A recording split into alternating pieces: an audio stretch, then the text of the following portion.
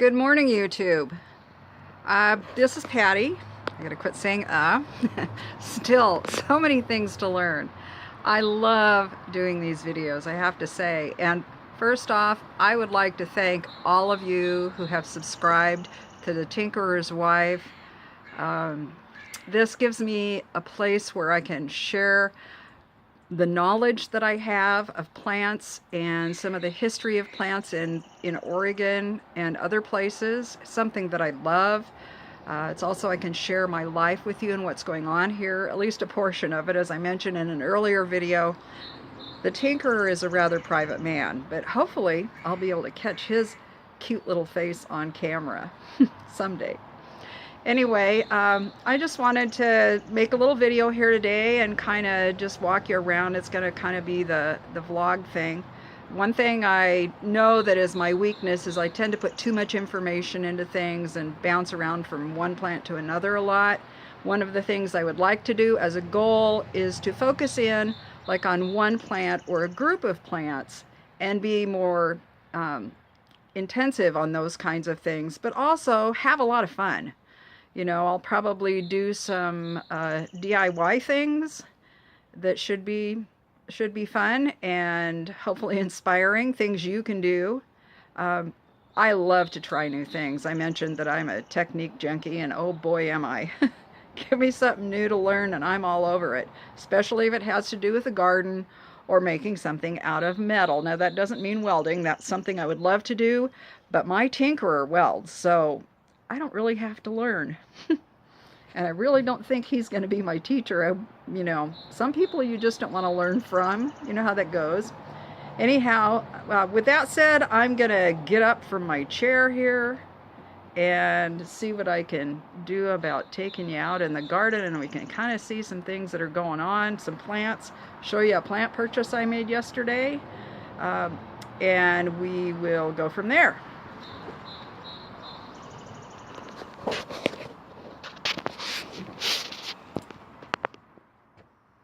Ah, yes, this hosta. Isn't that beautiful? It is truly a blue-leaved hosta with a lovely buttery edge on it. And it was, I mean, talk about calling out to me on the table. It is called First Frost. So I'm looking forward to this. I don't know what color the blooms are. That's not so much a thing. Most of us buy hostas for the leaves, but some hostas truly have spectacular flowers. Not sure where that's going. Probably in the border. This is one of my favorite zonal geraniums. These are actually pelargoniums. They're not a true geranium, but this one will get a really bright, kind of an orangish red leaf flower on it. Very stunning. Really, really pretty. And my thinking goes along with the old saying that leaves last and flowers fade, and that's one of the reasons I love the colors in the leaves so much, but it's also because they just offer so much to a basket or something. You can see these fuchsias. Oh, hi there, Jackson. You gonna say hi to everybody? Meow, meow. Hi, buddy. He's the neighbor's cat. He thinks he owns us. So we kind of let him. Anyway, my whiskey barrels are starting to do really well, and you can see this Japanese painted fern, and this will literally cascade over the edge here, and then this will fill in, so that'll be really nice. I did have the golden lysimachia that went down over the edge. I may plant some more of that. I have some running around in the grass in the front yard. The stuff is perennial here. This is the mixed bed. You can see Brunner Jack Frost in all its glory. It's doing so much better. It's finally coming out of dormancy better. And this is Primula Wanda. I mentioned her before. Another hosta coming up there. Now, mind you, this is right underneath the edge of the roof where the water, you can see the line where the water runs. This is very wet all winter, and it's doing just fine. Another painted fern here. Get a little better shot of Pulmonaria David Ward. Black Mondo grass. This stuff, I cannot believe how expensive it is in our nurseries. $13 for a gallon plant and $8 or $9 for a 4-inch. Nuts. Absolutely nuts. This stuff is so easy to grow here. But they do what they do. The bloodleaf sorrel is doing well. Almost all of my fuchsias are coming out. When this is a rose that somebody gave me. It's actually one that was brought to Eastern Oregon by her grandparents, and she's a elderly woman. I don't know the name of it. It's a single yellow bloom, or not a single yellow bloom. Anyway, it's a yellow bloom that only blooms once. So it's old-fashioned rose, very thorny, too thorny for my yard. So we're not doing that one. You can see my, oh, cutworm. I hate cutworm. Ugh. Very pretty pots. All this stuff is doing really well. The lunaria, this is the red form of it. I have a white form too that I really like. It really does nicely, and I really love the seed pods that are the money plant. We call that the money plant, that look like coins. All my little hosta starts are coming up. My little grass, this is one of my favorite grasses. It doesn't show up too well here on the camera, but it's a really pretty one. Okay, let's go over here. Oh, I gotta show you these. How about these? I got them $4 a piece. These are going to have like peppers in them. I don't know if I showed you these before or not. Forgive me if I didn't. If I showed you, I didn't review my last video. I'm bad. And if you do shrubs in pots, something that's good to put in a container with a shrub are hostas. This is Emerald Tiara hosta. It is one that I used to propagate on when I worked for Oregon Trail Gardens back in the 90s when they were, before they sold their business. Yep, very nice. Very nice. Hostas are so easy.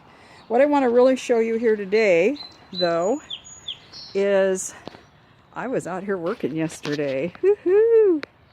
Yeah, this was just a nightmare yesterday, and it was just depressing me. So I got out here and got to work. All my little garden tchotchkes, my 2 little mice. It used to be 3 blind mice, because they don't have eyes. Their eyes were the first things to wash off of them. And then, yep, it's just come along really nicely. The Hakanakloa, or hack grass as we used to call it, I think I propagated more of this than any other thing I propagated my whole time at the Oregon Trail Gardens. They used to call me the Queen of Hack. Just a joke, you know. It was funny. It was fun. Okay. Oh, we have trillium here that grow native. This is not a native one. This is one I think somebody bought as a bulb, flowering bulb. But they turn pink, and even our native ones turn pink as they start to fade away. That's just something they do. There is one that's really a really nice wine red color. It's on my list of plants I'd like to have. And it has a very interesting leaf that's dark green with some silver mottling in it. And I'm very happy. I've got even more seedlings coming up since we had rain this week. I still need to harvest that for salad greens. Yeah, it's kind of the same thing out here, but we have the idea for the beds. You know, the L-shaped beds here, a 10-foot strike there, a 6-foot here, a 5-foot opening, another 6-foot by 10, and same down there, and then a long bed that'll come right down the middle.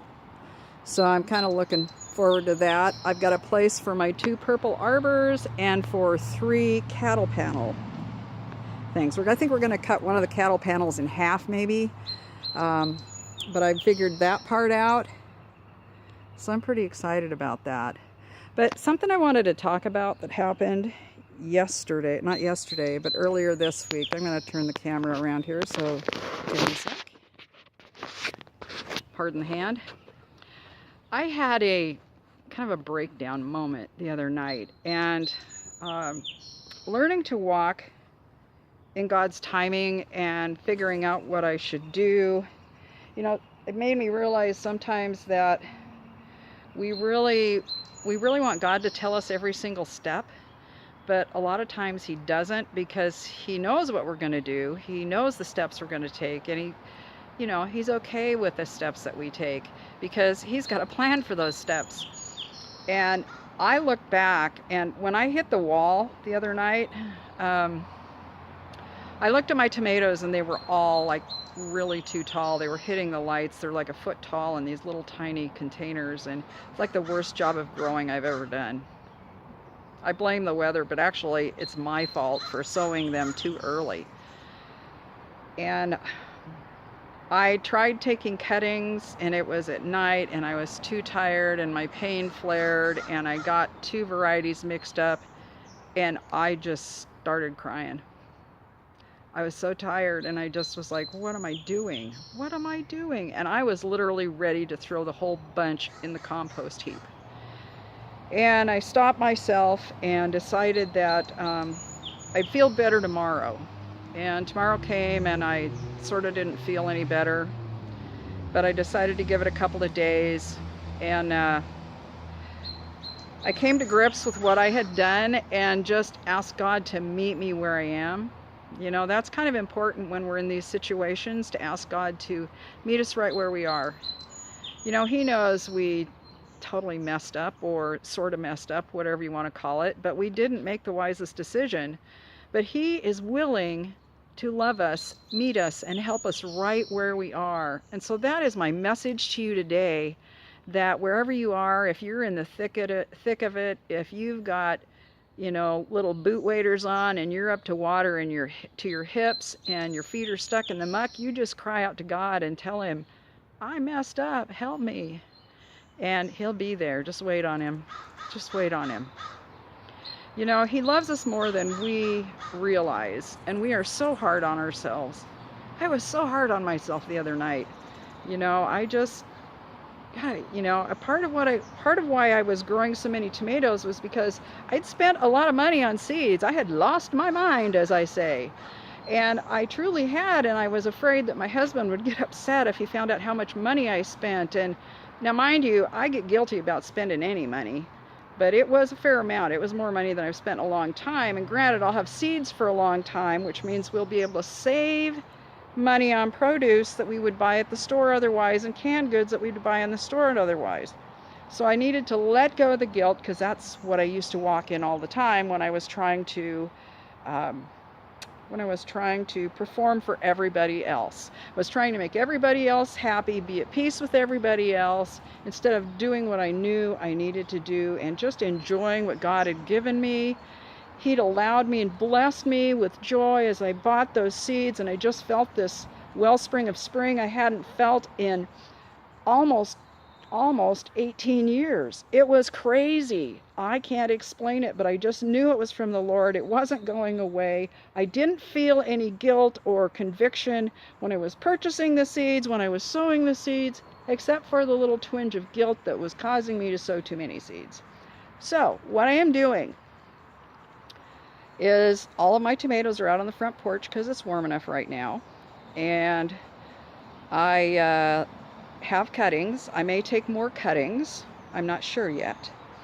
Somebody said just sell them the way they are, and I could, but they're pretty tall, and our ground is not warm enough yet, so I may try that, see what sells and what doesn't, and it'll be fine, whatever.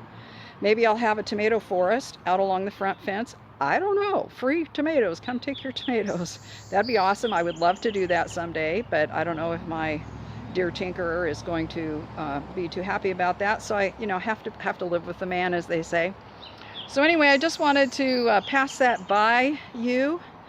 Some of you on the Friends of Roots and Refuge Facebook page saw my note and have been praying for me. I want to thank all of you who are, and any of you here who will.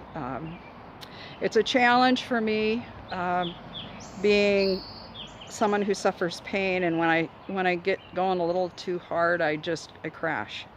And it's really easy to do, I have to say. It's easy to get going too much, doing too much. So I just wanted to share that with you this morning more than the plant stuff, but you know, plant stuff's always something I have to share, at least right now. So I just wanted to say that, and I want to thank you all for spending time with me, for um, listening to me ramble, and hopefully what I've shared here will be a blessing to you. God determines our steps.